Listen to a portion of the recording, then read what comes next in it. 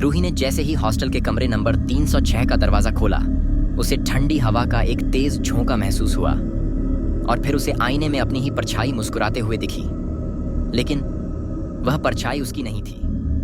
रूही ने हाल ही में शहर के पुराने गर्ल्स हॉस्टल में एडमिशन लिया था। हॉस्टल की बिल्डिंग बेहद पुरानी थी, लेकिन कॉलेज के पास होने की वजह से उसे यही कमरा मिला, कमरा नंबर 306। पहली रात उसने महसूस किया कि कमरे में कोई उसके साथ है। उसे लगा शायद यह सिर्फ उसका वहम है, लेकिन फिर अजीब घटनाएं होने लगी। रात में अचानक दरवाजा खुद ब खुद खुल जाता, बाथरूम के नल से खून जैसा लाल पानी गिरता और कभी कभी किसी के धीरे धीरे फुसफुसाने की आवाजें आती।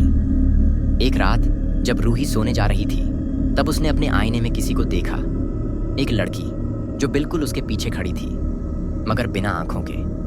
डर के मारे रूही चीख पड़ी, लेकिन जब उसने पलटकर देखा, वहां कोई नहीं था। अगली सुबह उसने वार्डन से इस कमरे के बारे में पूछा।